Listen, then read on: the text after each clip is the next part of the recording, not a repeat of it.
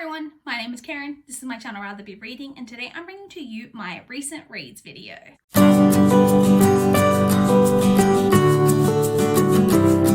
So this video is going up a little later in the week than normal just because I wanted to get my July wrap up and my August TBR up as early in the month as possible, but I am still filming this a week.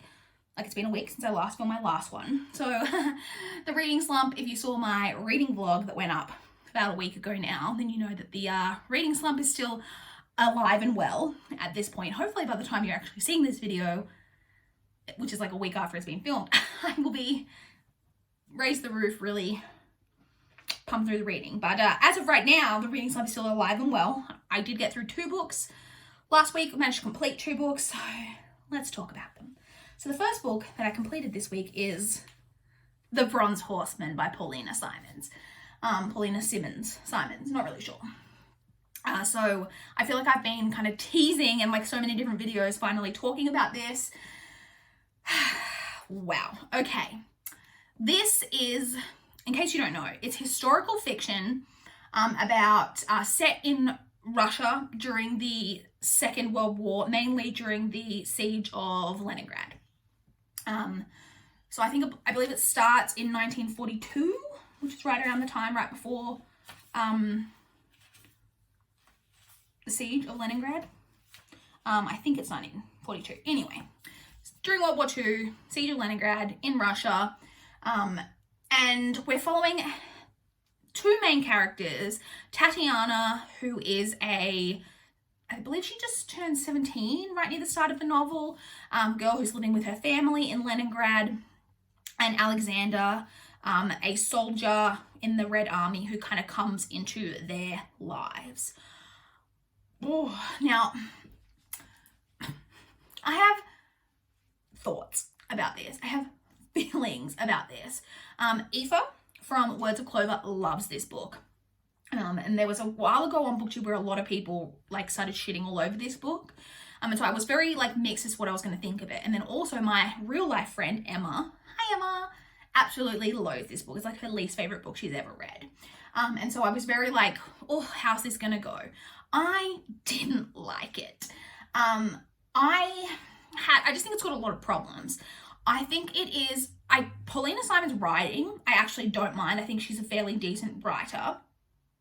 The problems that I had with it though is that I think it's very slow. There are huge chunks of this book where it's just very like monotonous, not a lot happening, just and like in a depressing way, because they're obviously living a very tough existence during the siege of Leningrad, and it's just very much like, I go to work, I get my rations, we're starving to death. I go to work, I get my rations, we're starving to death. I'm pining, I'm starving, over and over and over. And then even sometimes when then the plot will like advance a little bit and you'll get into a new section, then that section just becomes quite repetitive and monotonous. So I thought there was so much of this book that could just be like more condensed and like cut down. Then we come to the characters, and that's where this book really falls apart for me. I really didn't like either of the 2 main characters. Tatiana makes some of the stupidest decisions that just had me like tearing my hair out, that I was like, why are you doing this? Or at least like, maybe the overall decision isn't too bad, like what you're trying to do, I could maybe get on board with, but have a plan, think it through. You're just like really impulsive and just doing these stupid things that it drives me crazy. Especially because some of the motivations for some of the decisions were a little bit questionable.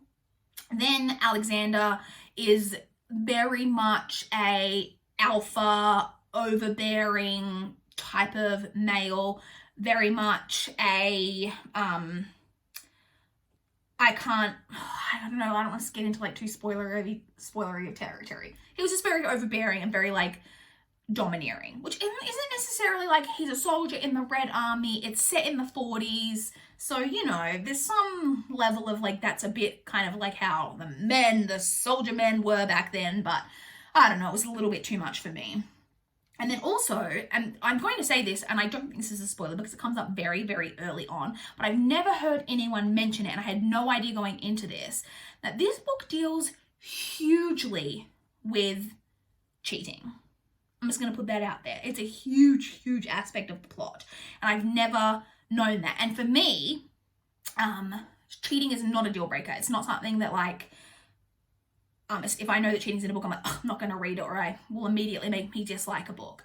But it was this, I was struggling with it in this. The storyline surrounding that in this was a tough pill to swallow in a lot of places. So I said, I don't think the writing was terribly bad. And it did, like, there were parts of it where I was like, okay, yes, like, I want to, like, keep reading and, like, keep finding out, like, what's going on. But then, like I said, there was just so much about the plot. There was just, like, at different points in the book where I was just like, get to, like, the next, like, thing that's gonna happen. I don't need 100 pages of the same thing happening over and over again with, like, no plot advancement.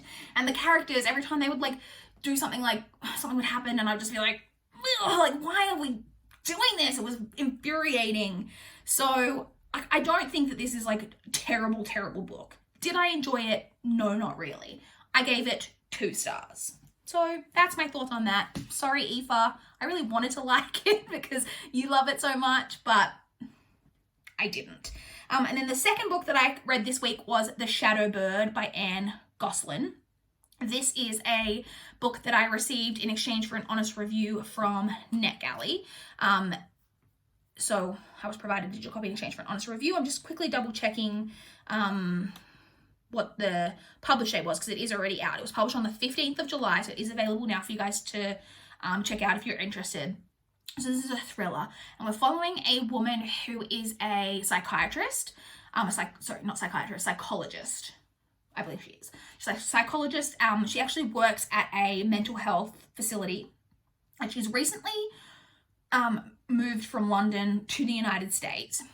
Everyone, like, kind of thinks that she's, like, a native Londoner, but she's actually from the United States. She grew up in the United States, but doesn't want people to know that. She's got kind of a shady, like, secrets in her past that we're, like, we don't really know too much about, but we know she's trying to keep hidden.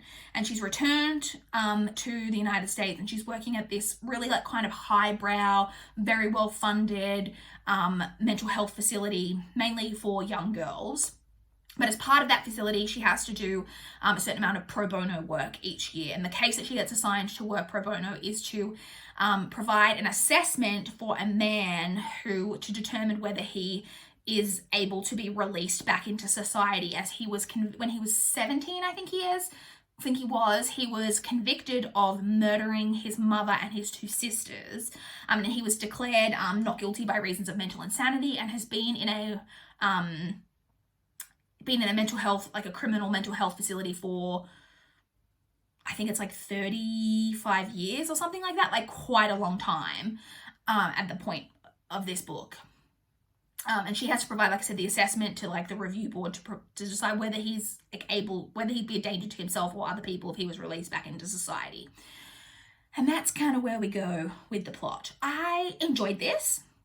I really enjoyed the premise. Like, that premise sucked me in straight away. I really enjoy thrillers that are set around, like, psychologists and mental health facilities. I really like all of that. I do think that the main character lacked a certain, I don't even know, like, how to describe it. She wasn't as compelling of a character as I wanted her to be. And then I don't think there are too many real, like, twists to the plot either. We just kind of, like, plod through and kind of like work things out with the characters, slowly get things kind of revealed about her past, but nothing was overly, like, shocking or crazy or anything like that to me. It was just kind of, then this happened, then this happened, then this happened, and it wasn't anything too shocking or surprising to me. But overall, I did quite enjoy it, and I ended up giving it 3.5 stars. So they're the 2 books that I completed. To quickly jump into my current reads, I am technically still reading Before the Devil Breaks You by Libba Bray. I was 23% of the way through that, and the audiobook expired, and I have it back on hold. So I'm not actually actively reading that, but I technically have it in my currently reading section on Goodreads. Then my actual current read is Death Comes to Pemberley by P.D. James. So I started this last night, but I've only read a tiny bit so far. I've read 35 pages.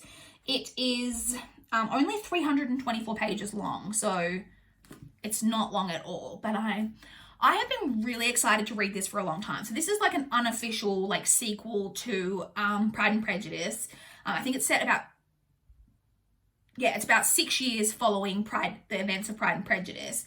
And I know it follows that Wickham gets murdered, and it's kind of a like murder mystery around that. And I've been so pumped for this for a long time, because combining Pride and Prejudice, which I love, with murder mysteries is just like a match made in heaven. However, I will say I'm a little bit concerned about how much I'm going to enjoy this now that I've started it. Because even though I've only read 30 pages, the writing style is just not what I expected. It's a little bit, it's almost written, like, to be fair, it's almost written like a classic. The language is very kind of, I don't know, like it does kind of read like classic literature, which I just don't think is necessary. I think you could have like written it in a more contemporary writing style. Obviously it's set in I think it's 1803.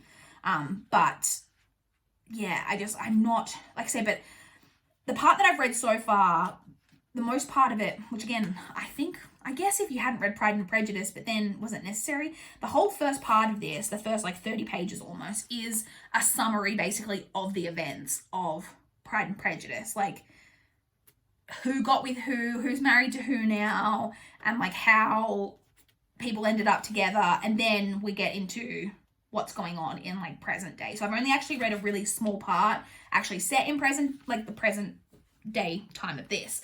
Like I said, but the writing is just not quite like, it's not drawing me in the way that I hoped. But I'm hoping once we kind of get into the meat of the plot, that'll draw me in, and that I will still end up really like loving this, because I really do want to love this. I think no matter what, it's a BBC TV program. I'm not sure if it's a show or a mini series, because if it's a show, I probably won't get around to watching it. But if it's a mini series and it's only like a couple of episodes, then I would love to watch the mini series as well. Although to me, they don't be looking like no Lizzie and Darcy. But anyway, that is what I'm currently reading. So that's it. The slump is still alive and well in the past week. But that's in the past. The week's gone. We're now 1st of August, the day that I'm filming this. August is a new, fresh reading month. Hopefully we can come out of the slump, and next week I'll be saying, I'm finally over my slump. I've read like 3 audiobooks, and I got through like 4 new books, and here we go. Let's talk about all the amazing reading that I've been doing. We can hope. So I would love to chat with you guys in the comments down below if you've read any of the books that I've read, or if you want to talk about what you guys have been reading recently. I would love to know. Please like this video if you liked it. Please subscribe if you want to see more of my channel. That is all I have for this video today. Bye guys.